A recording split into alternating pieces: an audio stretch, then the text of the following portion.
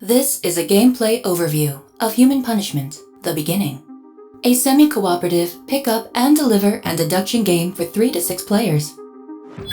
Each player plays a unique character of the Ghost Squad with unique abilities, actions, and further customizability via individual skill trees. The mission of Ghost: protect the central network with firewalls before the machines succeed in uploading their human punishment virus. But not all players share the same agenda. Depending on the number of players, there can be different factions in the game, but you never know which teams are at the table. The humans start in the majority and try to deliver more firewall data chips to the network, but they may lose allies as the game progresses. The machines have several options. Either they try to get hidden virus data chips into the network, or they manage to reduce the city's resources to 0. If they finish building the machine boss, Deuce, it will carry the complete virus payload into the network at once. The Legion tries to minimize the city's security, or to increase the enemy's threat level to the maximum, all while trying to infect other players to join their cause. The Fallen One works alone, manipulating events and giving false information in order to bring unknown data chips into the network and/or to the junkyard. But winning with your faction is only half the win. Each player has their own secret objective, which must also be achieved by the end of the game, otherwise they can't claim full victory. There are 3 different sectors where you can receive data chips.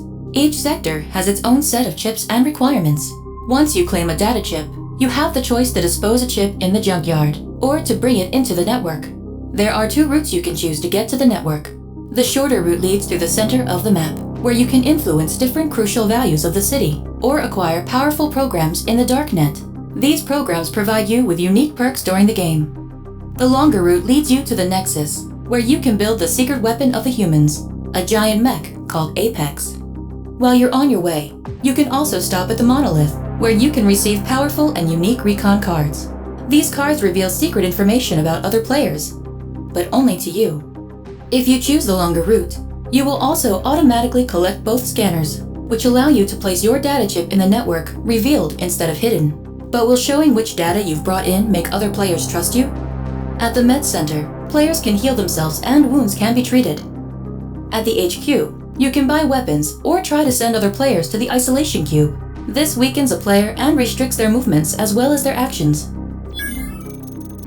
A player's turn consists of the following phases. Action phase. Draw your hand cards. You can then move between locations and perform actions such as attacking enemies, using special location actions, or character skill actions. Activation phase. Roll dice to determine which enemies come into play. The orange die reveals which area enemies are activated, where they can attack other players. The red die shows which new enemies appears in the city. The 2 white dice tell you the spawn location where the new enemy appears. Event phase. The active player draws an event card. To resolve an event, each player places up to 3 cards facing down in the middle of the table to influence how the event will play out. But 2 unseen cards are also added from the public resource deck. The cards are now shuffled face down, and the result is evaluated. Depending on how the group voted, determines which portion of the event card is resolved. Then it's up to the next player to start their turn. As soon as the first 3 data chips have been placed in the network's first tier, the human phase begins. All 3 chips are shuffled face down and placed face up in the network. Now everybody knows which data chips have been brought into the network, but not by whom. After the next 3 data chips have been placed in the second tier, the machine phase begins. This is where some factions will receive secret information. If certain requirements are met, 1 or several players can even secretly change teams. When reaching the different tiers in the network, events, programs, and enemy strengths will now change for the rest of the game. The game ends as soon as enough data chips have been placed in the network or any other victory condition is met. Will you be the salvation of mankind, or its downfall?